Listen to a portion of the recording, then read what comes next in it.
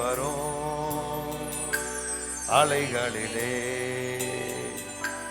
பாதத்தின் சுவடுகளே. நல்ல பிதாவே, நன்றியோடு நாங்கள் ஸ்தோத்திரிக்கிறோம். இந்த முதல் ஆராய்ச்சி வந்திருக்க நம்முடைய பிள்ளைகளுக்காக நன்றி சொல்லுகிறோம். உடைய தெய்வீக பிரசனம் எங்களை மூடி இருப்பதற்காக நன்றி. உடைய வார்த்தையை கொண்டு நம்முடைய பிள்ளைகளோடு கூட பேசுங்க. நான் ஜெபிக்கிறேன் இயேசு கிறிஸ்துவின் நாமத்தில் ஜெபிக்கிறோம் நல்ல பிதாவே, ஆமென். அல்லேலூயா. கர்த்தர் நல்லவர். கடந்த முதல் தேதியிலே நம்முடைய வாக்குத்தத்த ஆராதனையிலே நம்ம கர்த்தருடைய வார்த்தையை நீங்கள் கேட்டோம். மகிமை என்றால் என்ன அப்படிங்கிறத நம்ம அறிந்து கொண்டோம். நிறைய பேர் அதை வெளியிலேருந்து பார்த்துட்டு நிறைய காரியங்களை சொன்னார்கள். இந்த மாதிரி காரியங்களை பேச கேட்க நம்முடைய வாழ்க்கையில் ஒரு பெரிய ஆசீர்வாதத்தை நாம் அடைவோம். மகிமை அப்படிங்கிற பாருங்கள், நீங்கள் எபேசியர் போனீங்க அப்படின்னா எபேசியர் 2ஆம் அதிகாரம் 4, 5, 6 வசனங்களை வாசியுங்கள். தேவனோ இரக்கத்தில் ஐஸ்வர்யம் உள்ளவராய், தேவனோ இரக்கத்தில் ஐஸ்வர்யம் அன்பு கூர்ந்தபடி மிகுந்த அன்பினாலே அக்கிரமங்களில் மரித்தவர்களாய், எல்லாரும் சொல்லுங்க 5 வசனத்தை, அக்கிரமங்களில் மரித்தவர்களாக இருந்த நம்மை கிறிஸ்துவுடனே கூட உயிர்ப்பித்தார். சொல்லுங்க, அக்கிரமங்களில் மரித்து கிடந்த என்னை கிறிஸ்துவுடனே கூட உயிர்ப்பித்தார். எதன் அடிப்படையில் உயிர்ப்பித்தார் அப்படின்னா 4ஆம் வசனம் சொல்றாரு, நம் மீது கொண்ட மிகுந்த, சொல்லுங்க, தேவனோ இரக்கத்தில் ஐஸ்வர்யம் உள்ளவராய் எண்ணில் அன்பு கூர்ந்த தமது மிகுந்த அன்பினாலே. இப்ப தேவன் நம் மீது மிகுந்த அன்பு வைத்ததுனால என்ன செய்தார் அப்படின்னா, அக்கிரமங்களில் மரித்திருந்த நம்மை, சொல்லுங்க, அக்கிரமங்களில் மரித்து கிடந்த என்னை கிறிஸ்துவுடனே கூட உயிர்ப்பித்தார். இதெல்லாம் நீங்க சொன்னீங்க அப்படின்னா ஒரு நாள் நம்ம டாக்டர்கிட்ட போய் நீ கையை நீட்ட மாட்டீங்க. புரியுதா உங்களுக்கு? நீங்க யாரு சொல்லுங்க, நீங்க யாரு? உயிர்ப்பிக்கப்பட்டு. சொல்லுங்க, நீங்க யாரு? அல்லாஹ் சொல்லுங்க, சத்தமா அல்லாஹ் சொல்லுங்க. அவனை இதுலதான் உங்க வாழ்க்கை இருக்கு. நீங்க யாருன்னு சொல்லிட்டு புரிஞ்சுக்கிட்டே அப்படின்னா அது உங்களுக்குள்ள இந்த வேலை செய்யும். அப்ப உங்களுக்குள்ள இந்த அறிவு வரணும். நம்ம யாரு அப்படின்னா முதல்ல நீங்க புரிஞ்சுக்கிறேன்னு, நான் கிறிஸ்துவோடு கூட உயிர்ப்பிக்கப்பட. எல்லாம் சொல்லுங்க, அல்லாஹ் சொல்லு. சொன்னீங்கன்னா அப்படியே 10 வயசு குறையிற வரைக்கும் சொல்லுங்க எல்லாரும், நான் கிறிஸ்துவோடு கூட உயிர்ப்பிக்கப்பட்டிருக்கிறேன், கிருபையினாலே ரட்சிக்கப்பட்டிருக்கிறேன். எதன் அடிப்படையில் உயிர்ப்பித்தார், எதன் அடிப்படையில் ரட்சிக்கப்பட்டீங்க அப்படின்னா மிகுந்த அன்பினால். சொல்லுங்க, மிகுந்த. இதெல்லாம் நீங்க சொன்னீங்கன்னு வச்சுங்களேன், ஒரு நாளும் ஒரு வியாதி உங்களுக்கு வராது. உயிர்த்தெழுந்த ஆண்டவர், புரியுதா? உயிர்த்த கிறிஸ்து மறுபடியும் என்ன செய்யறதில்ல, மரிப்பது. இப்ப நீங்க யாரு? புரியுதா உங்களுக்கு? அப்ப நீங்க யாரு? அல்லாஹ் சொல்லுங்க. இந்த 3 வார்த்தைய டெய்லி நீங்க சொன்னீங்க அப்படின்னா ஒரு பாருங்க என்னென்ன புதுசா வியாதி வருங்க. ஹாஸ்பிட்டல்ல பெருகிட்டே போகுதுங்க. யோசிச்சு பார்த்தீங்களா? நான் மதுரையில் இருந்தேன். மதுரையில் இருக்கும் பொழுது அத்தி பூத்த மாதிரி ஹாஸ்பிட்டல் தெரியும். ஆனா ஒரு குறிப்பிட்ட காலகட்டங்கள் வரும் பொழுது எங்கன பார்த்தாலும் ஹாஸ்பிட்டல். சென்னையில் பைபாஸ் பண்ணணும் அப்படின்னா 2 ஹாஸ்பிட்டல். ஒன்று நம்ம சிஸ்டர்ஸ் நடத்துறாங்க மயிலாப்பூர்ல, இசபெல்லா ஹாஸ்பிட்டல் ஒரு ஹாஸ்பிட்டல் இருக்கு, அங்கே தான் பைபாஸ் பண்ணுவாங்க. 2வது விஜய் ஹாஸ்பிட்டல். 2ல தான் அந்த நான் எப்போ சொல்றது, நான் 85, 86லாம் 2 ஹாஸ்பிட்டலில் தான் பைபாஸ் பண்ணக்கூடிய இந்த அந்த அமைப்பே இருந்துச்சு. 2 ஹாஸ்பிட்டல், இசபெல்லா ஹாஸ்பிட்டல் மயிலாப்பூர்ல லஸ் கார்னர்ல இருக்கு, அது விஜய் ஹாஸ்பிட்டல் வடமல்லியில் இருக்கு. 2 ஹாஸ்பிட்டலில் தான் பண்ண முடியும். ஆனா இப்ப எல்லா ஹாஸ்பிட்டலும் எங்க பெரிய பெரிய காரியம் வந்துருச்சு. அப்போல்லா உள்ள என்னைக்கு எம்ஜிஆர் படத்தை, அதுக்கப்புறம் ஊர்பட்ட ஆஸ்பத்திரி. இப்ப போனீங்க அப்படின்னு என்னமோ சொல்றாங்க. இப்ப சரி, இந்த அட்டாக் போய் இன்னொரு அட்டாக் வருதான். என்ன அட்டாக்கு? பிரெயின் அட்டாக் அப்படிங்கிறான். நம்ம முதல்ல என்ன சொல்லுவோம், மூளையில ரத்தம் உறைஞ்சிருக்குன்னு. இப்ப அதுக்கு பேர் என்ன வச்சிருக்காங்க, ஸ்டைலா பிரெயின் அட்டாக் அப்படின்பா. அப்ப நீங்க இதையெல்லாம் தாண்டி வரணும் அப்படின்னா கர்த்தருடைய வார்த்தை உங்களை வாழ வைக்கும். அப்ப நீங்க யாரு? சொல்லுங்க, நீ யாரு? இதையெல்லாம் நீங்க அறிஞ்சு உள்ள ஏத்திட்டீங்க அப்படின்னா, இது ட்ரிப் போடுற மாதிரி உள்ள போட்டுட்டீங்க அப்படின்னா ரத்தத்தில் என்ன செய்யும் அது? ஏன்னா வார்த்தையில் என்ன இருக்கு? ஜீவன் இருக்கு. வார்த்தை என்ன இருக்கு? சொல்லுங்க, வார்த்தையில் என்ன இருக்கு? பாசன் ஆஸ்பத்திரி நிக்கிறேன்னு ஒருத்தன் சொல்லக்கூடாது. சொல்லுங்க, வார்த்தையில் என்ன இருக்கு? அப்ப சொல்ல சொல்ல சொல்ல அது உள்ள போய் காரல், கரசப்பு, கொலஸ்ட்ரால் எல்லாத்தையும் டேமேஜ் பண்ணிட்டே இருக்கும். புரியுதா உங்களுக்கு? ஒரு நாள் உங்களுக்கு ஒரு சேதம் வராது. ஆமே. அப்ப நீங்க சொல்லுங்க, அக்கிரமங்களை மரித்து கிடந்த என்னை கிறிஸ்துவோடு கூட கிருபையினாலே ரட்சிக்கப்பட்ட. 6 வசனம். இந்த 3 வசனம் சொல்லியிருக்கேன். 5, 6, 7. நம்ம பைபிள்ல 5க்கு அடுத்து 6 இருக்குல்ல. கேத்தலிக் பைபிள்ல 7 வந்து 6ஆ இருக்கும், 6 வந்து 7ஆ இருக்கும். ஆங்கில பைபிள்ல அப்படித்தான் இருக்கு. இப்ப நம்ம இதுல 1 தூக்கி மேல வச்சதுனால நம்ம கொஞ்சம் குழப்பிடுச்சு. இப்ப 5 வசனம் வாசிக்கல, இப்ப 7 வசனத்தை வாசிங்க. கிறிஸ்து இயேசுவுக்குள் நம்மை அவரோடே கூட எழுப்பி. இப்ப 3வது கிறிஸ்து இயேசுவுக்குள். சொல்லுங்க, கிறிஸ்து இயேசுவுக்குள் என்னை அவரோடு கூட எழுப்பி உன்னதங்களிலே உட்கார செய்தார். சொல்லுங்க, கிறிஸ்து இயேசுவுக்குள் என்னை அவரோடு கூட எழுப்பி உன்னதங்களிலே, எல்லாம் சொல்லுங்க, உன்னதங்களிலே உட்கார செய்தார். இப்ப தேவன் நம் மீது மிகுந்த அன்பு கொண்ட தேவன் நம் மீது, சொல்லுங்க எல்லாரும், ஏன்னா சொல்லுங்க. சொல்லும் பொழுது உள்ள சந்தோஷம் வந்துச்சு வச்சுங்களேன். இந்த நம்மலாம் டூப்ளிகேட்டாவே ஆயிட்டோம். கொஞ்ச நாளா, ரொம்ப நாளா ஆயிட்டோம். நம்ம ஆளு ஜெபமணியில் மட்டும் இப்படி வசனத்தை கேட்கும்போது அப்படின்பா. இதுதான் பெரிய ஆபத்து. என்ன, நான் வசனத்தை வாசிக்கும் பொழுது நம்மளுக்கு சந்தோஷம் வந்துருச்சு அப்படின்னா நீங்க சரியான வழியில நிக்கிறீங்கன்னு அர்த்தம். என்ன, நான் ரொம்ப நாளா என்னடா அது, சில ஆட்கள் வந்து நல்லா ஜெபம் பண்ணுவானுங்க. நம்ம நம்ம கூட்டத்தில் ஒரு 2 மணி நேரம் ஜெபம் பண்ணோம்னாலே டயர்டாயிரும், களைப்பு அப்படின்பாங்க. அப்படின்னாடா களைப்பு, ஜெபம் பண்ணா பலன் வரும்னா இவனுக்கு களைப்பு வருது அப்படின்னா இப்பதான் புரியுது இவங்க எல்லாம் தப்பா பண்ணிட்டு உட்காந்துருக்கானுங்க அப்படின்னு. அப்ப நம்முடைய வாழ்க்கையில நாம யாரு, நம்ம அன்பினால, அவர் நம்ம மீது மிகுந்த கொண்ட அன்பினால அக்கிரமங்களை மறைத்து கிடந்த நம்மை உயிர்ப்பித்தார் கிருபையினாலே. இப்ப அடுத்து சொல்றாரு, நம்ம அவரோடு கூட எழுப்பி. சொல்லுங்க, கிறிஸ்துவோடு கூட எழுப்பி எங்கே உட்கார வச்சிருக்காரா? உன்னதங்களில. சொல்ல, எங்கே உட்கார வச்சிருக்காரு? உன்னதங்களில. இப்ப ஏன் இத 3ஐயும் தம்முடைய அன்பினால செய்தார் அப்படின்னா அடுத்து சொல்றாரு, கிறிஸ்து, எல்லாம் சொல்ல, கிறிஸ்து இயேசு வழியாக கடவுள் நமக்கென்று எனக்கு செய்த நன்மை யாவையும் அவர் ஒப்புயர்வற்ற அருள் வளத்தையும், சொல்லுங்க, ஒப்புயர்வற்ற அருள் வளத்தையும் இனி வரும் காலங்களில், நம்ம பைபிள் எப்படி போட்டிருக்கு அப்படின்னா கிருபையின் மகா மேன்மையான. கேத்தலிக் பைபிள்ல மேன்மைங்கிறதுக்கு ஒப்புயர்வற்ற அருள் வளம். சொல்லுங்க, ஒப்புயர்வற்ற. நீங்க முயற்சி பண்ணி சம்பாரிச்சீங்கன்னா கொஞ்சம் சம்பாதிக்கலாம் கணக்குப்பட்ட அளவுக்கு. ஆனா கடவுளுடைய விருப்பம் என்ன அப்படின்னா கிருபையின் மகா மேன்மையான ஐஸ்வர்யம். இது எப்படி அப்படின்னா, இது கஷ்டப்பட்டு வேறு சிந்தி நீ சம்பாதிக்கணும் உலகத்துல. கடவுளுடைய ஐஸ்வர்யம் எப்படி வேலை செய்யும் அப்படின்னா வார்த்தையில. அது எப்படி வரும் அப்படின்னா கிருபையாய் மகா மேன்மையான ஐஸ்வர்யம். அப்படின்னா வரிப்பணத்தை எங்க இருந்து எடுத்தா நினைக்கிறீங்க நீங்க? எங்க இருந்து எடுத்தா? மீன்கள்ல இருந்து வரிப்பணம் எடுக்கல, மீன்ல இருந்து வரிப்பணம் எடுத்தான். ஒத்த மீனை தூக்கி வச்சுட்டு அம்புட்டு பேருக்கு வரிப்பணம் கட்டிட்டானுங்க. இதான் மகா மேன்மையான ஐஸ்வர்யம். ஏய், அவர் சொல்றாரு, நாளைக்கு இந்நேரத்துல ஒருபடி வார்கோதுமை ஒரு சைக்கிளுக்கு கிடைக்கும் அப்படிங்கிறார். நாளைக்கு இதே நேரத்தில் அவன் சொல்றான், வானத்தை திறந்தால் நடக்குமாயா அப்படிங்கிறான். புரியுங்க? இது புரியுது உங்களுக்கு? இப்ப இவன் மனுஷ கணக்குப்படி பார்த்தா நாளைக்கு இந்நேரத்துக்கு சாப்பாடு கிடைக்கிறதுக்கு வாய்ப்பு இல்லவே இல்லை.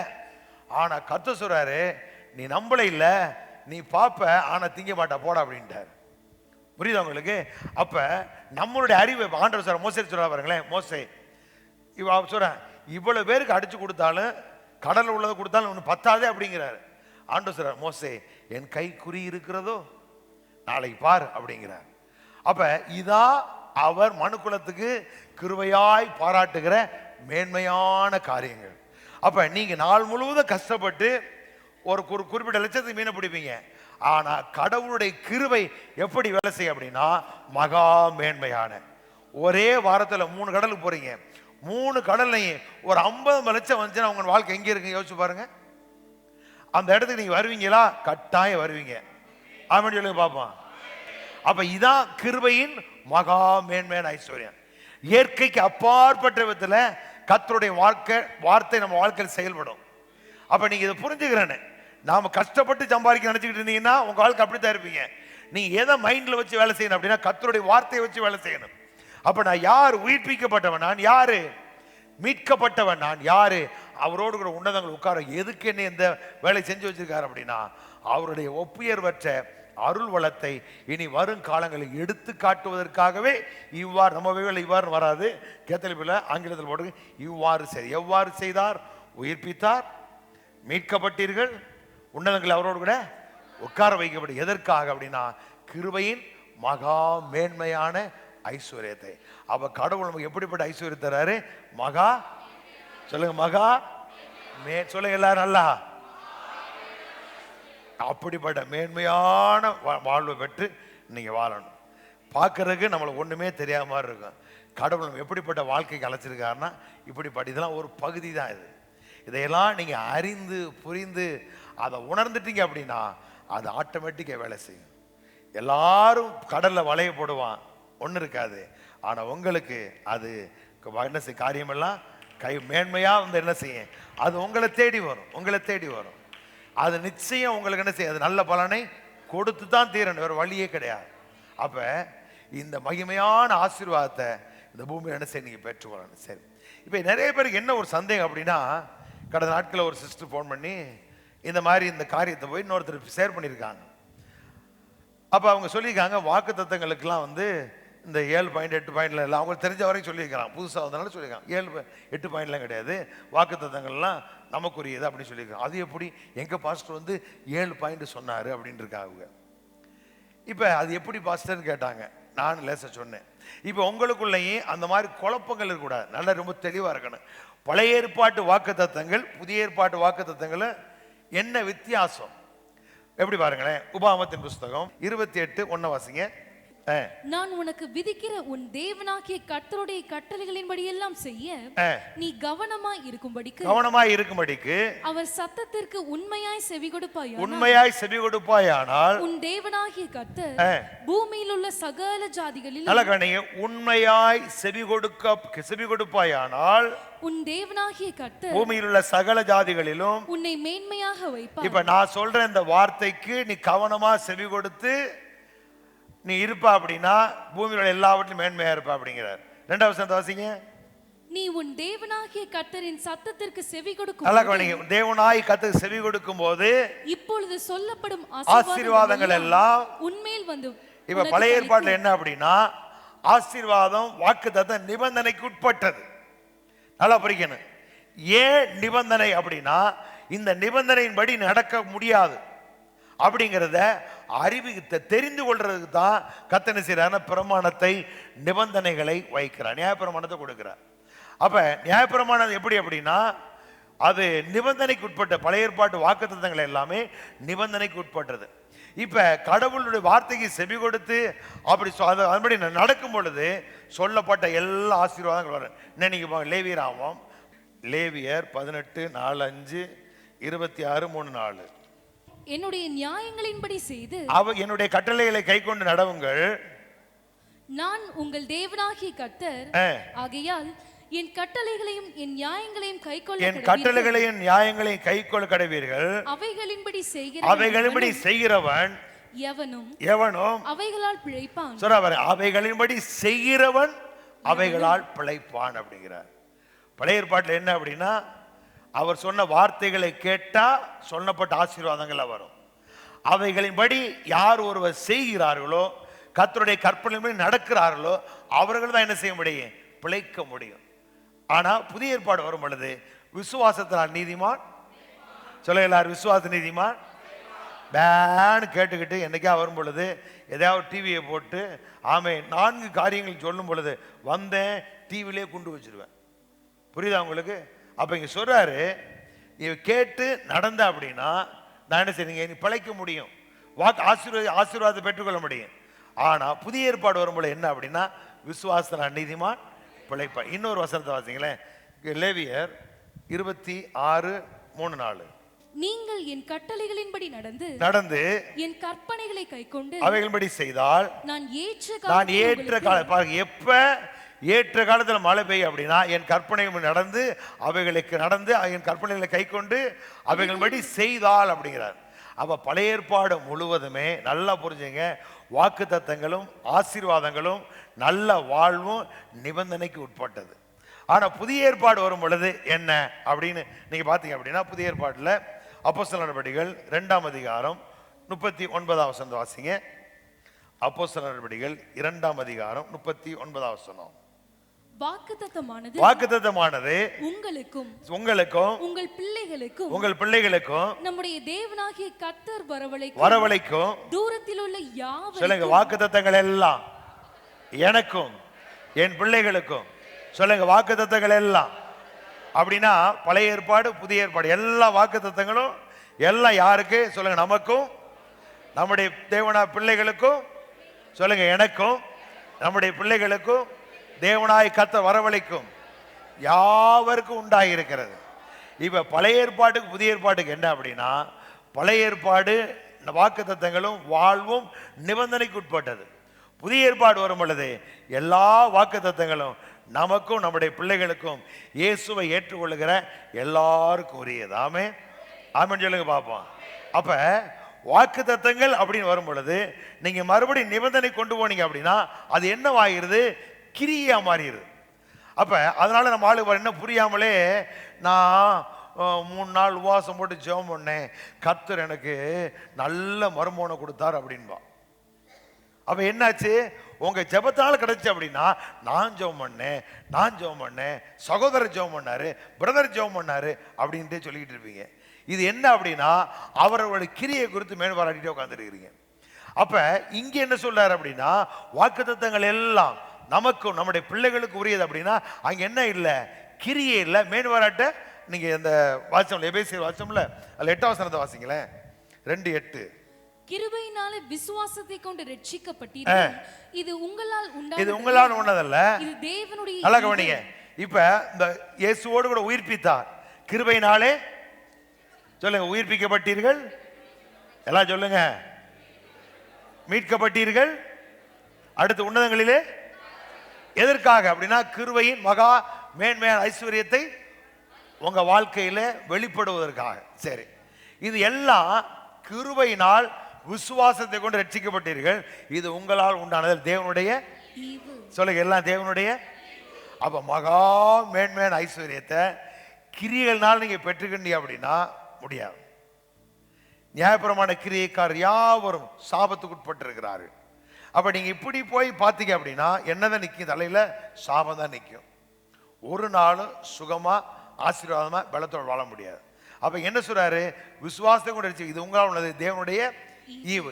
ஏன் இந்த மேன்மையை, இந்த ஐஸ்வர்யத்தை ஈவா கிருபையா கொடுத்தார் அப்படின்னு அடுத்த வசனம் சொல்லுது, ஒருவரும் பெருமை பாராட்டாதபடிக்கு இது கிரியைகளினால் உண்டானதல்ல. சொல்லுங்க, ஒருவரும் பெருமை பாராட்டாதபடிக்கு இது கிரியைகளினால் உண்டானது அல்ல.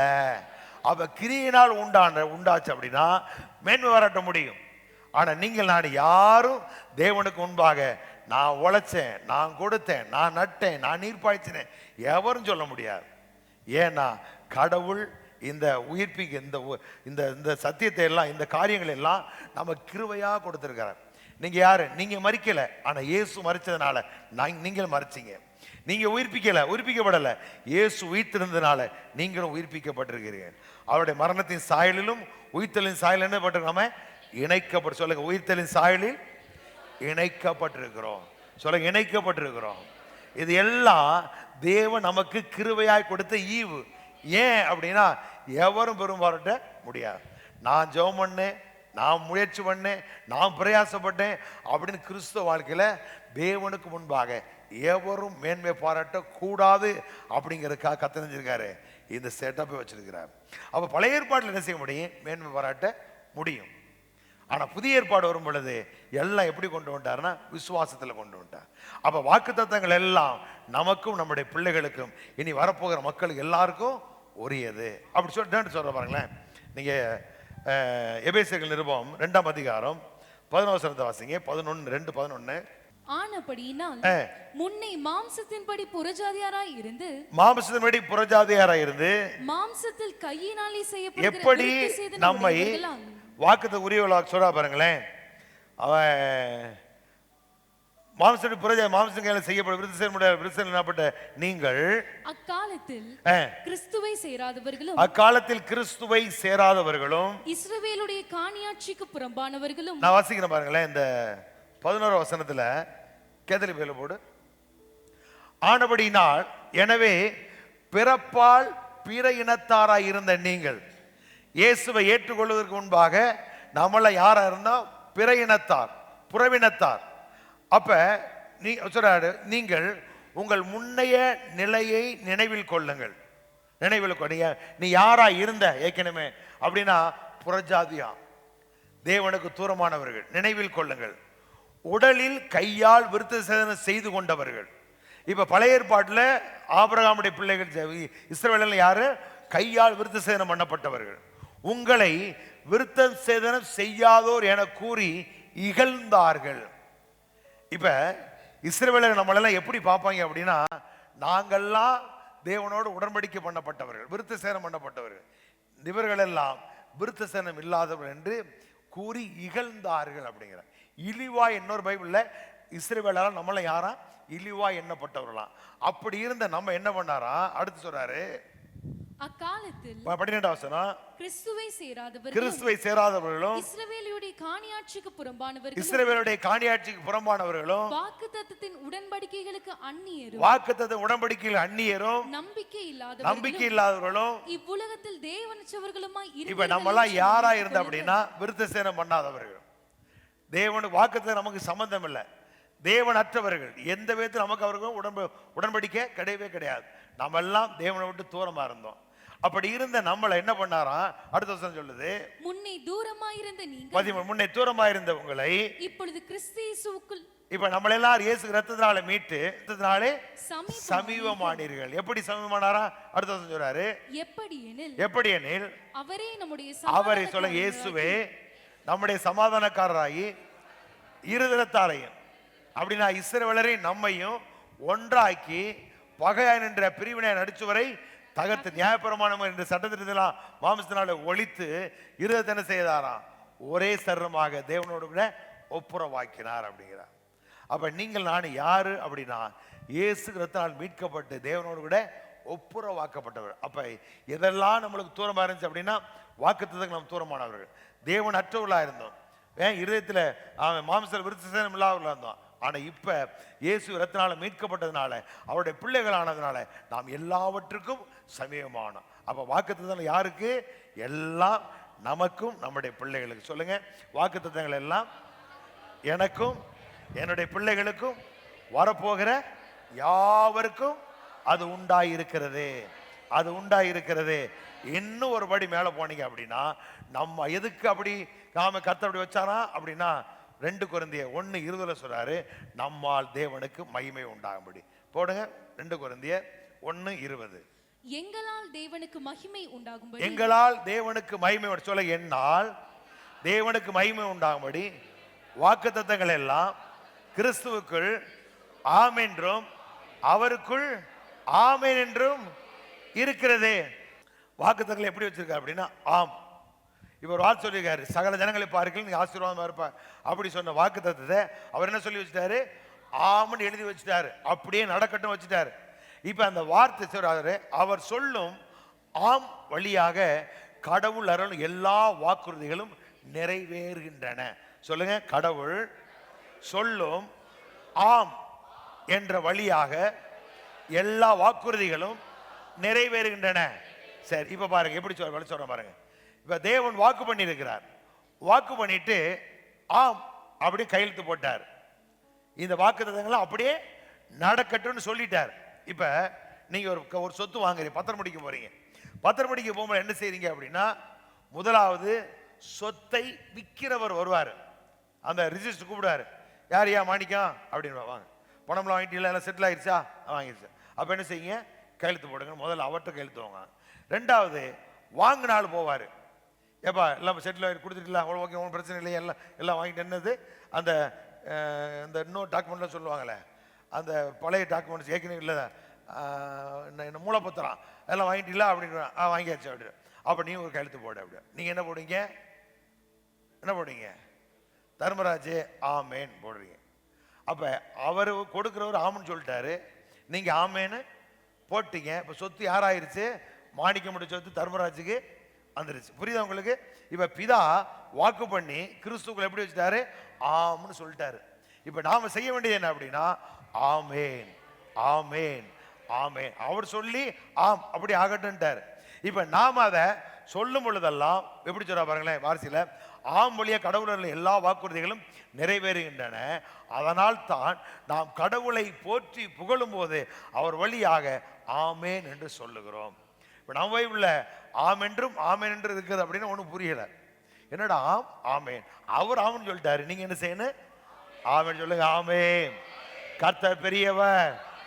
ஆமே. ஆபத்து காலத்திலே நான் கர்த்தரை நோக்கி கூப்பிடுவேன், அவர் எனக்கு எல்லா வாக்குத்தத்தங்களும் என்ன நமக்கும் நம்முடைய பிள்ளைகளுக்கும் ஒரு எதுக்காக அப்படின்னு சொல்றாரு, நம்மால் தேவனுக்கு மகிமை உண்டாகும்படி. அப்ப எதற்காக? பழைய ஏற்பாட்டில் அவனுடைய கிரியைகளை குறித்து மேன்பாராட்டே இருப்பான் எல்லாரும்.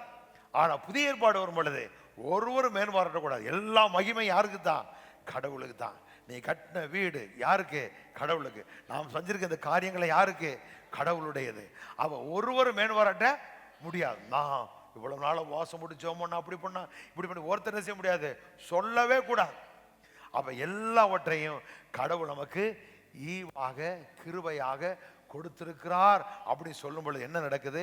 கடவுளுடைய நாமம் மகிமைப்படுகிறது. அப்ப நான் பிரயாசப்பட்டேன், நான் கண்டுபிடிச்சேன் அப்படின்னு சொல்றதுக்கு ஒண்ணுமே இல்லை. அப்ப எல்லா கிருபை வாக்குத்தத்தங்கள் நமக்கு எப்படி இருக்கு? கிறிஸ்துவுக்குள்ள ஆமன் இருக்கு. நாம செய்ய வேண்டியது என்ன? ஆமேன், அவ்வளவுதான்.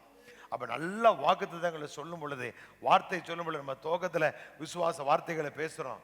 நீங்க சும்மா உட்கார்ந்துருக்க கூடாது, ஆமேனாவது சொல்லணும். ஆமேன், அல்லேலூயா. அவருடைய தழும்புகளால் சுகமானீர்கள் அப்படி ஆமேன்னு சொல்லும் பொழுது வேலை நடக்கும். நம்ம பிராக்டிஸ் பண்றது இல்ல, வேன்னு பார்த்துட்டு உட்கார்ந்துருக்க கூடாது. நீங்க சொல்லுங்க, பாவத்துக்கு மரித்து நீதிக்கு பிழைத்திருக்கும்படி இயேசு கிறிஸ்தாமே தம்முடைய சரீரத்திலே என்னுடைய பாவங்களை சிலுவையிலே சுமந்தார், அவருடைய தழும்புகளால் நான் சுகமானேன். இப்ப நீங்க இதெல்லாம் சொல்ல சொல்ல சொல்ல நீ என்ன பண்றீங்க அப்படின்னா, வாக்குத்த சுகத்தை சோந்தரிக்கிறீர்கள். சுகத்தை அவர் சிலுவையில பெற்றுக் கொடுத்துட்டாரு, நீடிய வாழ்வை பெற்றுக் கொடுத்துட்டாரு, ஐஸ்வர்யத்தை நம்மளை ஐஸ்வர்யவனா ஆக்கிட்டாரு. அவர் ஐஸ்வர்யம் உள்ளவராக இருந்தோம், அவருடைய தரித்திரத்தை நாம் ஐஸ்வர்யனாகும்படி நமக்காய் சிலுவையிலே தரித்திர ஆனார் அப்படிங்கிறார். அப்ப அவர் நமக்காய் தரித்திர ஆயிட்டாரு. நம்மளை யார் ஆக்கிட்டாரு?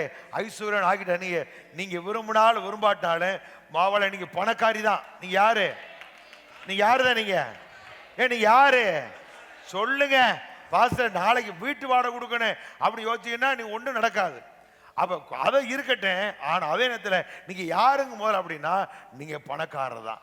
சொல்லுங்க, நீங்க யாரு தான்? நீங்க பணக்காரர். நீங்க யாரு தான்? சொல்லுங்க, நீங்க யாரு தான்?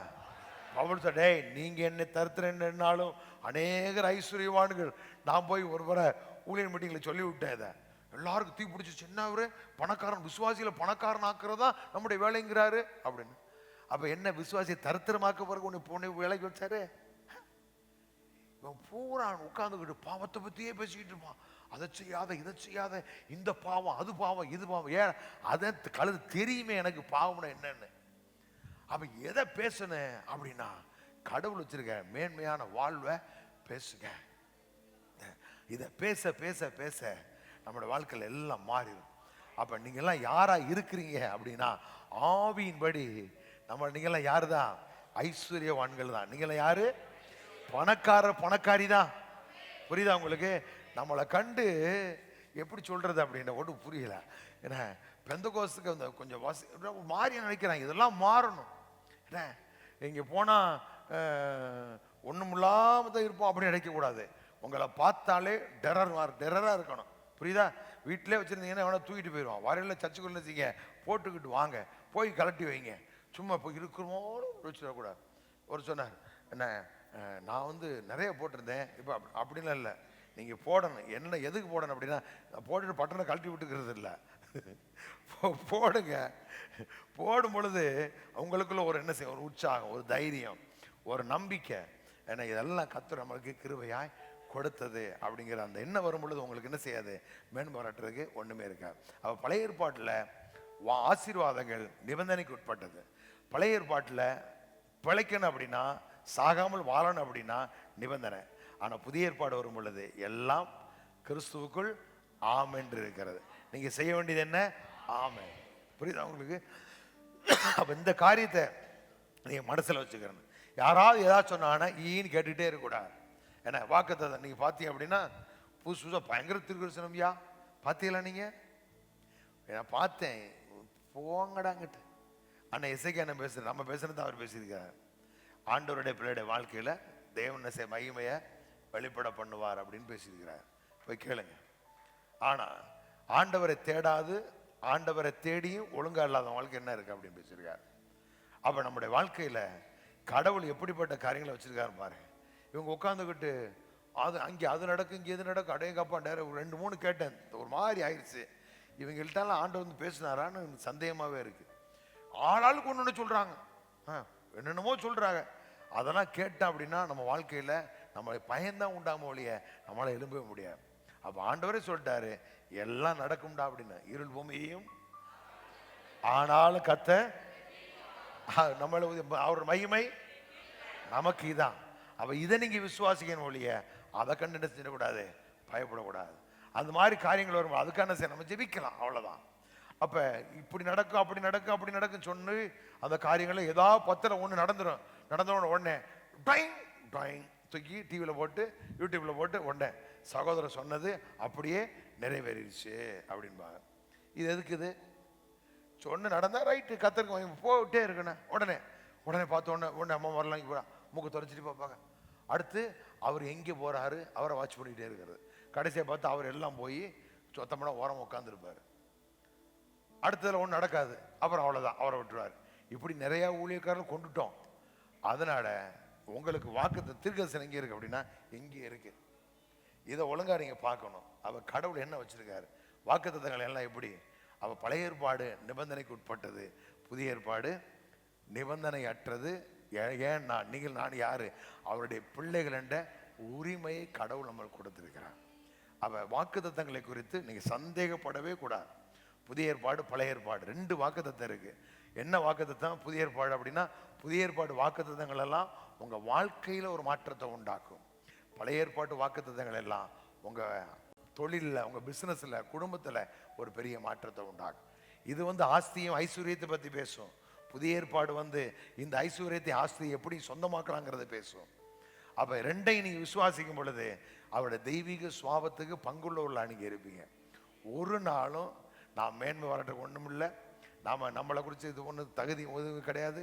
எல்லாம் நமக்கு எப்படி இருக்கு? கிருபையாய் கர்த்தர் நமக்கு அருள் இருக்கிறான். அப்ப இதுல நீங்க தெளிவா இருக்கணும். யாராவது ஒரு ஏதாவது சொல்றாங்க அப்படின்னு நீங்க ஏன் கேட்டுட்டே இருக்கக்கூடாது. வார்த்தைகளை எடுத்து வைக்க. அப்ப வாக்கு தத்தங்கள் எல்லாம் நிபந்தனை ஏற்றது கிறிஸ்துக்குள் எப்படித்தான் இருக்கு? ஆம் என்றே இருக்கிறது. ஆகவே நீங்கள் ஆமேன் மட்டும்தான் சொல்லணும். ஆமேன், அல்லேலூயா. நல்ல கரங்களை தட்டி ஆண்டு மையப்படுத்துவோமே. சரி, இன்னொரு காரியம் உங்களுக்கு லேசா உங்களுக்கு சொல்றேன். சங்கீதம் 34:19 வசனத்தை வாசிங்க. சங்கீதம் 34:19. நீதிமானுக்கு வரும் துன்பங்கள் அநேகமா இருக்கும். நீதிமானுக்கு வரும் துன்பங்கள் அநேகமா இருக்கும். கர்த்தர் அவைகள் எல்லாவற்றிலும் நின்று அவனை விடுவிப்பார். இப்ப இந்த வசனத்துல வச்சுக்கிட்டு ஆண்டவருடைய பிள்ளைகளுக்கு பாடுகள் தான், உபத்திரவங்கள் தான் அப்படின்னு முடிவு பண்ணிடக்கூடாது. இப்ப சொல்றாரு நீதிமானுக்கு துன்பங்கள் அநேகமா இருக்கும். ஆனா உங்க நம்பிக்கை எதுல இருக்குன்னு அப்படின்னா கர்த்தர் அவை எல்லாவற்றிலும் என்ன செய்வார்? என்ன என்னை விடுவிக்கிற ஒரு கர்த்தர் இருக்கிறார். எல்லாம் எந்த துன்பம் என்ன செய்ய என்ன பாதிக்காது. பாருங்க, உங்க பிள்ளை ஒருத்தர் அடிக்க விட்டு நீங்க பார்த்துக்கிட்டு இருப்பீங்களா? யோசிச்சு பாருங்க. உங்க பிள்ளை கஷ்டப்படும், நீ சும்மா இருப்பீங்களா? விட மாட்டீங்க. அப்ப கடவுளை பார்த்துக்கிட்டு இருக்க மாட்டாரு. அப்ப என்ன செய்யறாரு? அவ எல்லாவற்றும் அவர் என்ன செய்யறாரா? விடுவிக்கிறார். அப்ப என்ன விசுவாசம் பாருங்க. 116 வாங்க. சங்கீதம் 116:9-10 வசனத்தை வாசிங்களேன். நான் கர்த்தருக்கு முன்பாக ஜீவனுள்ளோர் தேசத்தில் நடப்பேன், விசுவாசித்தேன் ஆகையால் பேசுகிறேன், நான் மிகுதியும் வருத்தப்பட்டேன். இப்ப என்ன சொல்றான்? நான் கர்த்தருக்கு முன்பாக ஜீவனுள்ளோர் தேசத்திலே நடப்பேன், வாழ்வோர் நாட்டில் நான் நடப்பேன், வாழ்ந்திருப்பேன் சொல்றான். ஏன் நான் அந்த பூமியில வாழ்ந்திருப்பேன் அப்படிங்கிறான். அடுத்த வருஷம் 10வது வருஷம் சொல்றாரு, விசுவாசித்தேன் ஆகையால் பேசுகிறேன். நான் மிகுதியும் வருத்தப்பட்டேன். வாழ்க்கையில வருத்தம் இருக்கு, வேதனை இருக்கு, கலக்கம் இருக்கு, பயம் இருக்கு. ஆனா அதை பத்தி அவன் பேசல. எதை விசுவாசிக்க அப்படின்னா, நான் இந்த பூமியில் என்ன செய்வேன் சொல்லுங்க? வாழ்ந்திருப்பேன். சொல்லுங்க, நான் கர்த்தரை நம்பி இருக்கிறேன், நான் செழிப்பேன். இப்ப வறுமை இருக்கலாம், ஏழ்மை இருக்கலாம், தரித்திரம் இருக்கலாம், நஷ்டங்கள் இருக்கலாம். அதனால இங்க சோர்ந்து போய் படுத்துடக்கூடாது. அப்படி இருக்கே அப்படின்னு நீங்க புலம்ப கூடாது. உங்க கவனத்தை எங்கே வைக்கணும் அப்படின்னா, கர்த்தருடைய வார்த்தை மேல வைக்கணும். அவன் சொல்ற, நான் மிகுதி வருத்தப்பட்டேன். ஆகவே நான் என்ன பேசுறேன்? வருத்தத்தை பேசல. எதை பேசுறான்? எல்லாவற்றும் கர்த்தர் என்ன செய்வார்? என்னைய விடுவிப்பாரு. இந்த தேசத்துல என்ன செய்வேன்? வாழ்ந்திருப்பேன். அப்ப நீங்க சொல்லுங்க, நான் முத்துறாங்கல்ல, என் சந்ததி பலத்திற்கு. சொல்லுங்க, என் சந்ததி, நான் நீதிமான், என் சந்ததி பலத்திற்கும், நான் கர்த்தரை நம்பி இருக்கிறேன், நான் செழிப்பேன். அப்ப பாடுகள் பிரச்சனைகள் உடனே பயந்துடக்கூடாது. அதான் வாழ்க்கையின் முடிவு பண்ணிடக்கூடாது, முடிவு பண்ணிடக்கூடாது. இப்ப கடவுள் அதை அனுமதிக்கிறனோ கிடையவே கிடையாது. நீங்க புரிஞ்சுக்கிறேன்னு, கர்த்தர் அப்படின்னால என்ன அர்த்தம்? எல்லா நன்மைகளுக்கும் ஊற்று காரணம். அப்ப ஒரு நாளும் கர்த்தர் நம்ம சோதிக்கிறவர் அல்ல, சோதனை அனுமதிக்கிறவரும் அல்ல. அப்ப இதுல தெளிவாக பாடுகள் அந்த அது வரும் இது வரும் சொல்லி பேசுறான்னு கேட்டுக்கிட்டு கூடாது. கேட்டு ஆமேன் போட்டுட்டீங்க அப்படின்னா அது அப்படியே நம்ம வாழ்க்கையில் நிற்கும், வேலை செய்யும், கஷ்டம் வேலை செய்யும். கிறிஸ்தவ வாழ்க்கைங்கிறது முள்ள நடக்குது அப்படின்னு நீங்க ஆமேன் சொல்லிட்டு இருக்க கூடாது. கிறிஸ்தவ வாழ்க்கை யாரு முள்ள நடக்குன்னு சொன்னா அவங்க கடவுள் ரட்சித்தாரு. யோசிச்சு பாருங்க, கடவுள் எதுக்கு சொல்றாரு? வருத்தப்பட்டு பாரசமுக எல்லாரும் இடத்தில் நான் உங்களுக்கு. அவ கிறிஸ்தவ வாழ்க்கைங்கிறது இளைப்பாறுதலான வாழ்க்கை. ஏய், நீ தங்கத்தட்டில் சாப்பிட வேண்டிய ஆள் தெரியுதா உங்களுக்கு? எப்படி நம்மளாம் என்ன வரமாட்டேங்குது? நீ புத்தி மாறணும். அட்லீஸ்ட் வெள்ளித்தட்டையாவது வாங்கி சாப்பிடுங்க நீங்க. புரியுதா உங்களுக்கு? நம்மளாம் யாரு பாருங்க, சாலமோனுக்கு தெரியுதுங்க. அவன் பொன்னினால் செய்த பாத்திரங்கள் இருக்கு, பசு முன்னாலும் பாத்திரத்தை பசு முன்னால ஒரு இம்மியோட நீ செய்ய முடியாது. ஆனா ஒருத்தர் அடிச்சிருக்க அந்த காலத்திலேயே. இப்பெல்லாம் உங்களுக்கு கம்ப்யூட்டர் டிசைனு, தோடு தொங்கட்டான் செயின்லாம் அப்படியே முறுக்கிட்டு எதில் வருது? கம்ப்யூட்டர் வருது. ஆனா அவன் பசு முன்னாலேயே தட்டு முட்டுகளை சாப்பாட்டு பாத்திரங்களை அடிச்சிருக்கிறான். அப்ப சாலமோனிலும் பெரியவர் நமக்குள்ள இல்லையா? இவர் எப்படிப்பட்ட வாழ்க்கை பாருங்க. அவங்களுக்கெல்லாம் இந்த வாழ்க்கை இல்லை. ஆண்டவர் ஐஸ்வர்யத்தை கொடுத்தாரு, ஆனா கிருபையின் மேன்மையான ஐஸ்வர்யம் நமக்கு. அப்படின்னா சாலமோனை காட்டிலும் நீங்கள் நானும் டாப்பா வாழணும். ஆமே, இதை விசுவாசித்த முறை நல்லா இருக்கிறான். நம்ம எல்லாருக்கும் பயம். பணம் வந்தா போலீஸ் வந்துருமோ, இன்கம் டேக்ஸ்காரர் வந்துருவானோ, ரைடு வந்துருமோ, எவனு கேட்டுருவானோ, கேட்டா கொடு, கேட்டுருவானோ. யார் கேட்டாங்கன்னு, ஏயா ஒரு 1000 ரூபா கூட இல்லையே, லொல்லையே சொல்லியே லொழிச்சிட்டா, சொல்லியே முடிச்சிட்டா. யாரா காசு கேட்டாங்கன்னா இல்லைன்னு சொல்லாதீங்க. இல்லைன்னு இல்லைன்னு செய்யக்கூடாது. உங்கள்கிட்ட இருக்கு, இல்லைன்னு சொன்னீங்கன்னா என்ன ஆயிரும்? வாயாலேயே கெட்டுருவீங்க நீங்க. அப்படியே ஒரு நாள் வரும்போது அப்புறம் நீங்க என்ன செய்யணும்? கேட்க வேண்டிய நிலைமைக்கு வந்து. அதான் நீங்க ஆகி போச்சு நிறைய பேர். ஏன் ஃபிஷிங் ஏரில் மீன் இல்லைன்னு நினைக்கிறீங்க நீங்க? டிரைவர் கேட்டா ஒன்றும் இல்லைண்ணே, அவளுக்கு அங்கே வந்திருக்கேன், இல்லை என்னன்னு போ, ஒன்றும் வரல சொல்லக்கூடாது. சொன்னா கண்ணு வச்சிருவாங்களாம். புத்திய பாருங்க, கண்ணு வச்சிருவாங்க. அப்படி பண்ணிடுவாங்க. அப்படிங்கிறதுக்காக சில ஆட்கள்லாம் அப்படி சொல்லி சொல்லி சொல்லி சொல்லி என்ன பண்ணிட்டாங்க? சங்கு ஊதிட்டாங்க எல்லாரும். இப்ப வா வானா ஒண்ணு காணோம். அப்படி செய்யலாம வந்துடும். என்ன செய்யலாம மறுபடியும் மாத்தி பேசணும். நிறைய வரும். சமுத்திரத்தின் திறத்தில் என் வசமாய் வசனத்தை சொல்லுங்க. அப்ப நம்முடைய வாழ்க்கையில நாம செய்ய வேண்டிய என்ன அப்படின்னா, வாயை திறந்து எதைத்தான் பேசணும் அப்படின்னா ஆசீர்வாதத்தை தான் நீங்க பேசணும். பாடுகள் பிரச்சனைகள் அப்படிங்கிறது இருக்கு. ஆண்டவர் சொல்ற, உலகத்தில் உங்களுக்கு ஆனாலும் திடன் கொள்ளுங்கள், நான் உலகத்தை. அப்படின்னா என்ன சொல்றாரு? பிரச்சனை இருக்குடா, ஆனா நீ தைரியம் பாரு, நான் ஜெயிச்சிட்டேன் அப்படிங்கிறார்.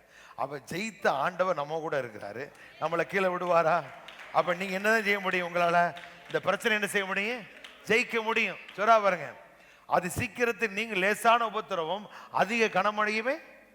எப்ப மேல் வசனம் சொல்றாரு? காண்கிறவைகளை அல்ல, காணக்கூடாதவைகள். அப்ப பிரச்சனையை பார்த்துக்கிட்டே இருந்தீங்கன்னா பிரச்சனை பெருசாகிட்டே இருக்கேன். கண்ணை தூக்கி எங்கே வைக்கணும்? காணக்கூடாத ஆசீர்வாதத்து மேல. எஸ், கர்த்தர் என்னை உயர்த்துவார், கர்த்தர் என்னை மேன்மையை வைப்பார். இதை நீங்க வச்சு இதை நீங்க பேச பேச காண்கிறத காணக்கூடாத பேசும் பொழுது காண்கிற பிரச்சனை செய்யுமா? அது சீக்கிரத்தில் நீங்கும் அப்படிங்கிறார். இன்னும் சொல்ல போன ஆளுங்க உடனே யோபு தூக்கி சொல்லுவாங்க. இல்ல, யோவே சொல்லிட்டாரு, அவ இப்ப யோபு என்ன சொல்றாரு? அவர் என்னை சோதித்தபின் பொன்னாய் இப்ப சொல்றாரா? இப்ப நீங்க நினைச்ச கூட அந்த வார்த்தையை சொல்லக்கூடாது. இப்ப அவர் சொல்றாரு 40:41 வாசிங்க. அப்பொழுது யோபு கர்த்தருக்கு பிரதியுத்தரமாக, யோபு கர்த்தருக்கு பிரதியுத்தரமாக, இதோ நான் நீசன், நான் உமக்கு என்ன மறு உத்தரவு சொல்லுவேன்? நான் இப்ப ஆண்டவர் வந்து யோபோடு பேசுறாரு. 39 இருந்து பேசிக்கிட்டே வரும் பொழுது இப்ப யோபு சொல்றாரு, நான் என்ன மறு உத்தரவு சொல்லுவேன்? என் கையினால் என் வாயை பொத்திக் கொள்ளுகிறேன். என் கையினால் என் வாயை பொத்திக் கொள்ளுகிறேன். நான் 2 தரம் பேசினேன். இனி நான் பிரதியுத்தரம் கொடாமல் பேசாமலும் இருப்பேன் என்றார். அப்பொழுது கர்த்தர் பெருங்காற்றில் இருந்தே அப்படிங்கிறார். இப்ப யோபு சொல்றாரு, நான் 2 தரம் பேசினேன், இனி நான் பிரதியுத்தரம் கொடாமல் பேசாமல் அமர்ந்திருப்பேன். அப்ப நான் பேசினதுல என்னாச்சு? தப்பு சாமி அப்படின்னு ஒத்துக்கிட்டார். அப்ப கர்த்தர் என்னை சோதிக்கிறார் அப்படின்னு யோபு சொன்ன வார்த்தை தப்பு. என்ன இதே மாதிரி நிறைய காரியங்கள் அப்படி அடுத்து சொல்லுவாரு. இந்த மாதிரி பிறந்த நாளெல்லாம் சவிப்பாரு. கர்த்தர் கொடுத்தார், கர்த்தர் எடுத்தார்லாம் சொல்லுவாரு. கர்த்தர் கொடுக்கிற வழி ஒரு நாள் என்ன செய்யறது இல்ல, எடுக்கிறது அல்ல. இப்ப யோபு சொல்லிட்டாரு, நான் பேசுறேன் எப்படி சொல்ற பாருங்க அந்த வசனத்துல, 4ஆம் வசனத்துல, நான் நீசன், உமக்கு மறு உத்தரவு சொல்லுவேன், என் கையினால் என் வாயை நான் பொத்திக் கொள்ளுகிறேன், நான் 2 தரம் பேசினேன், இனி நான் என்ன செய்ய மாட்டேன், பேச மாட்டேன், அமைதியா இருப்பேன் அப்படிங்கிறார். இப்ப மறுபடியும் ஆண்டவர் பேசுறார். அப்படி பேசிட்டே வரும்போது 42 வாசிங்க. அப்பொழுது யோபு கர்த்தருக்கு பிரதியுத்தரமாக, தேவரீ சகலத்தையும் செய்ய வல்லவர், நீ செய்ய நினைத்தது தடைபடாது என்பதை சொல்லுங்க எல்லாரும். தேவரீ சகலத்தையும் செய்ய வல்லவர், நீ செய்ய நினைத்தது ஒன்றும் தடைபடாது. சொல்லுங்க, நீ செய்ய நினைத்தது ஒன்றும் தடைபடாது. சரி, அடுத்து, அறிவில்லாமல் ஆலோசனையை மறைக்கிற இவன் யார்? அறிவில்லாமல் ஆலோசனை மறைக்கிற இவன் யார்? ஆகையால் எனக்கு தெரியாத, நல்லா கவனிங்க, எனக்கு தெரியாததையும் என் புத்திக்கு எட்டாததை நான் அறியாததையும் அறியாததையும் அளப்பினேன். இப்ப யோபு பேசின வார்த்தையில என்ன? எல்லா வார்த்தையும் கிடையாது. எப்பெல்லாம் இவன் தப்பா எதிரில் பேசினா பிறந்த நாளை சபிக்கிறான். நீங்க 3ஆம் அதிகாரத்தை போய் பார்த்தீங்கன்னா இப்படிலாம் வாயிலிருந்து வந்திருக்குமான்னு ஆச்சரியமா இருக்கும். நான் என்னை பெற்றெடுத்த கற்பமும் பாலுண்ட முளையும் சபிக்கட்டும் அப்படிங்கிறான். அம்மாவே சபிக்கிறாங்க. அவ்வளவு வியாதியின் உக்குரகத்துல சபிக்கிறான். அப்புறம் நிறைய காரியங்கள் என்ன செய்யறான்? அவர் என்னை இழுத்துக்கிட்டு போறாரு, என்னை கொல்றாரு, என்னை பறிச்சுக்கிட்டு போறாரு அப்படிலாம் சொல்றான். அப்ப இன்னும் சில காரியங்கள் இருக்கு பாருங்க. அவர் என்னை கொன்று போட்டாலும் என்ன செய்யும்? அவர் மேல நம்பிக்கையா இருப்பேன் அப்படிங்கிறான். என் மீட்பர் உயிரோடு இருக்கிறார், கண்கள் அவரை கடைசி நாள்ல பார்ப்பேன் அப்படிங்கிறான். ஆராய்ந்து முடியாத பெரிய காரியம், என்ன முடியாத அதிசயங்களை செய்வார் அப்படின்லாம் சொல்றான். ஒரு பக்கம் இப்படி பேசுறான், இன்னும் நிறைய கண்டுபிடிப்பு எல்லாம் பேசுறான். ஆனா இன்னொரு பக்கம் இப்படி பேசுவான், அவர் என்னை கொல்றாரு, என்னை குத்துறாரு, என்னை வெட்டுறாரு அப்படின்பா. அப்பதான் ஆண்டவர் சொல்றாரு, டைரக்டா அவரே பேச ஆரம்பிச்ச உடனே இப்ப சொல்றான், நான் வாயை மூடிக்கிறேன், நான் ஒண்ணுமே என்ன செய்ய மாட்டேன், பேச மாட்டேன். இப்ப சொல்லிட்டு 3ஆம் வசனத்துல சொல்றாரு, அறிவில்லாம ஆலோசனையை மறைக்கிற இவன் யார்? ஆகையால் நான் எனக்கு தெரியாததையும் என் புத்திக்கு எட்டாததையும் நான் அறியாததையும் அளப்பினேன். நான் இவ்வளவு நேரம் பேசுனதெல்லாம் என்ன? தெரியாத எட்டாத அளப்பிட்டேங்கிறான். இப்ப நம்ம என்ன சொல்றோம் அப்படின்னா, யோபுவை கர்த்தர் சோதிச்சாரு, இல்ல சாத்தான் சோதிக்க கர்த்தர் என்ன செய்தாரு? அனுமதிச்சாரு அப்படிங்கிறான். நல்லா கவனிங்க, கர்த்தர் அனுமதிக்கல, கர்த்தர் சோதிக்கல, அனுமதிப்பதற்கான வழி அவன்கிட்ட இருந்துச்சு. ஆண்டவர் கேட்கிறாரு, என் தாசனாய் யோபின் மேல் கவனம் வைத்தாயோ அப்படிங்கிறார். அங்கே அதுக்கு மேல் வசனத்தை 5ஆம் வசனத்தை வாசிங்க. 1:5 யோபு 1:5. விருந்து செய்கிற அவருடைய நாள் முறைப்படி வரும்போது யோபு, ஒருவேளை என் குமார பாவம் செய்து தேவனை தங்கள் இருதயத்தில் தூசித்திருப்பார்கள் என்று சொல்லி. அப்ப என்ன முடிவு பண்றான் அப்படின்னா, நம்ம பிள்ளைய விருந்து கொண்டாடும் பொழுது தேவனை என்ன செஞ்சிருப்பாங்க? தூசிச்சிருப்பாங்க அப்படின்னு வாயை திறந்து சொல்றான்.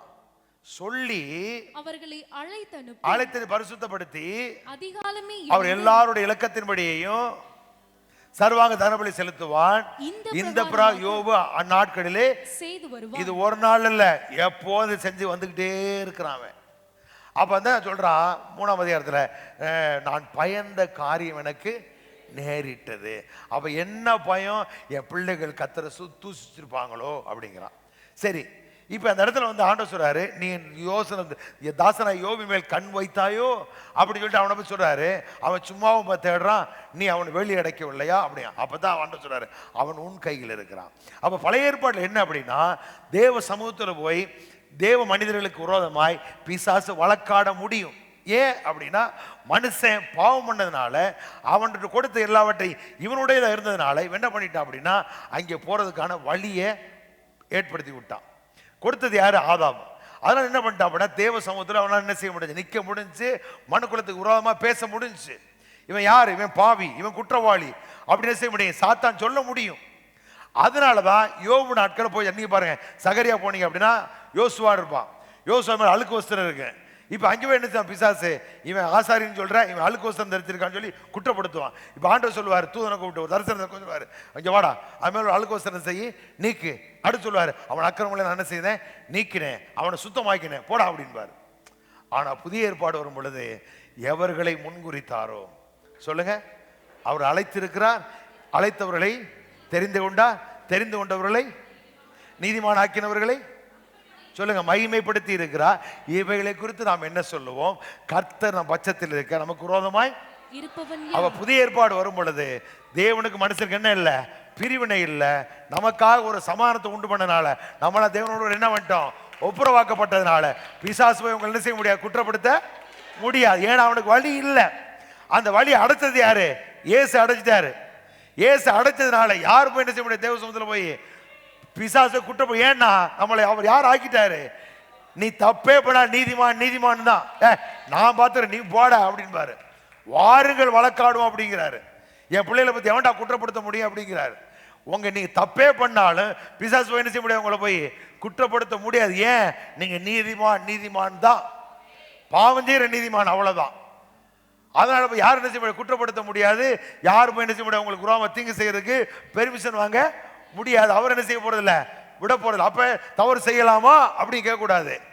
அவரவர் செய்த பலன் அவர்கள் பின்னாடி என்ன செய்ய? கண்டிப்பா உன் வாயினாலே நீ குற்றவாளி என்று தீர்க்கப்படுவாய், உன் வாயினாலே நீதிமான் என்று தீர்க்கப்படுவாய் அப்படின்றார்.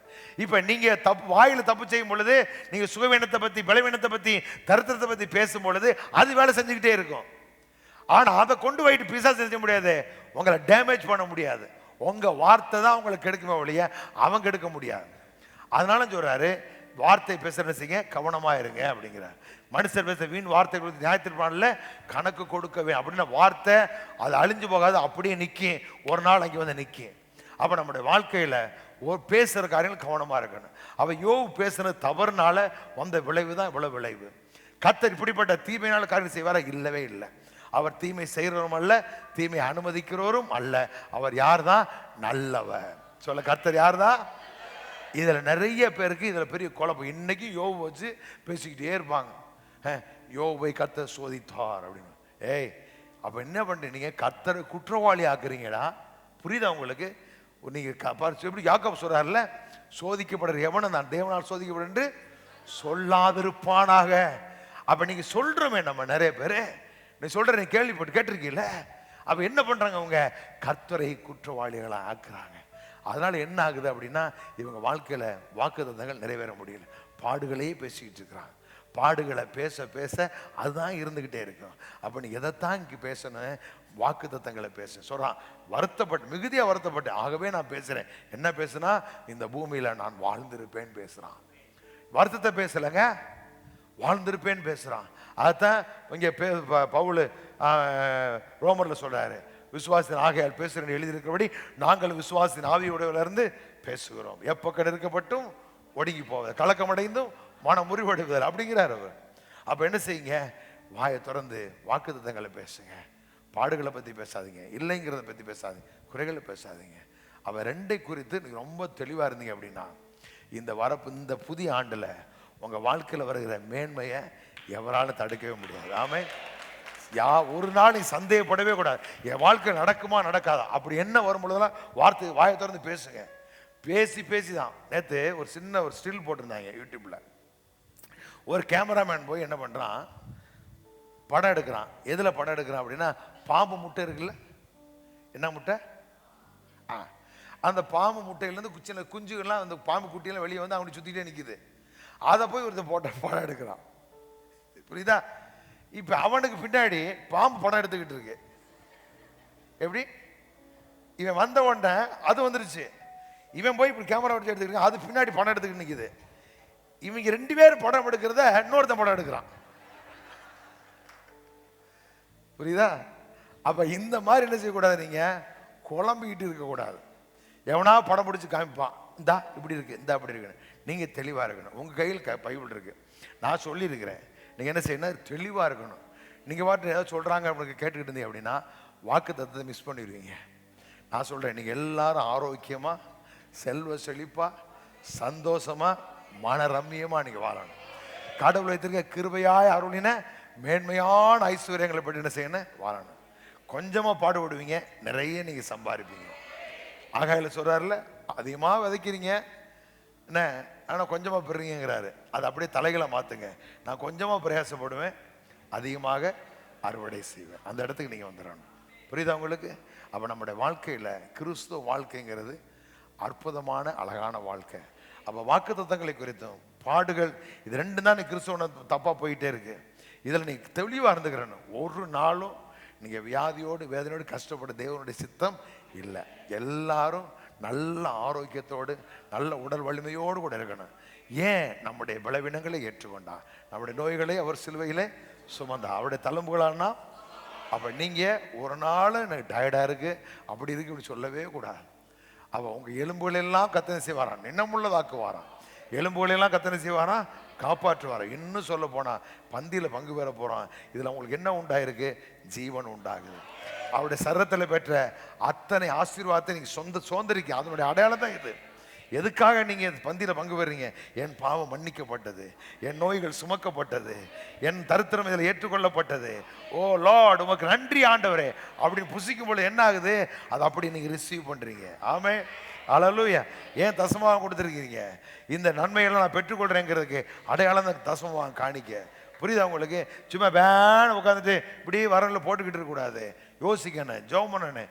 ஏன் வசனத்தை சொல்ல வைக்கிறோம்? அப்போ சொல்லி சொல்லி என்ன செய்யணும், இதெல்லாம் நீங்கள் புரிஞ்சுக்கிறேன்னு. எதுக்காக கொடுக்குறோம் அப்படின்னா, எஸ் இன்னைக்கு அவருடைய பந்தியில் என்ன செய்ய போகிறேன், நான் அவர் சரீரத்துக்கு ரத்தத்துக்குரிய ஆசீர்வாதத்தை பெற்றுக்கொள்ள போகிறேன். எப்படிப்பட்ட ஆசீர்வாதம் சொல்கிறாரு? வானத்தை பூமியுடைய ஒரு ஆகிய கர்த்தர் உன்னை ஆசீர்வதிப்பாராக அப்படின்னு சொல்லி அப்பவும் ரசம் கொடுக்க அவன் தசமத்தை என்ன செய்கிறான், கொடுக்குறான். அப்போ இதெல்லாம் அறிந்து உணர்ந்து கொடுக்கும் பொழுது இது ஆட்டோமேட்டிக்காக என்ன செய்யும், அவருடைய சரீரத்தின் ரத்தத்தினால ஆசீர்வாதம் நம்முடைய வாழ்க்கையில் வேலை செய்யும். நாம் நல்லாவே இருப்போம். ஆமேன், அல்லேலூயா. அப்போ பாடுகள் வாக்கு தத்தங்களை குறித்து நீங்கள் தெளிவாக இருக்கணும். யாராவது பாடுகள் சொன்னால் கேட்டுக்கிட்டு வீட்டில் உட்காந்து கதை கேட்டுக்கிட்டு இருக்கக்கூடாது. நீங்கள் வசனத்தை நோட் பண்ணி வச்சுங்க. இன்னும் தெரியலையா என்கிட்ட கேளுங்க, இன்னும் நிறைய வசனத்துக்கு எடுத்து தர்றேன். ஆமாம், வார்த்தையை வச்சு நீங்கள் மேற்கொள்ளுங்க. நீங்கள் பாடுபடணும் அப்படின்னா ஏன் சிலுவையில் இயேசு பாடுபடணும்? ஏசு 53 உங்களுக்கு போதாதா? மெய்யாகவே நம்முடைய பாடுகளை ஏற்றார், துக்கங்களை நமக்காக அடிக்கப்பட்ட, நமக்காக தண்டிக்கப்பட்ட, நமக்கு சமானத்தை கொண்டு தண்டனை அவர் மேல் வந்தது. அப்புறம் எதுக்கு தண்டனை? அப்போ அந்த உலகம் நம்மளுக்கு எதிராக வேலை செய்யும். ஆனால் இதெல்லாம் நம்ம என்ன செய்கிறாரு, அவர் ஜெயித்ததுனா நாமும் ஜெயிப்போம். ஜெயிக்கிறதுக்கான வழியை வச்சிருக்கிறாரு. இதை நீங்கள் அறிந்தே நல்லா இருப்பீங்க. எல்லாரும் பந்தியில் ஆயத்தமாகவும் வேகமாக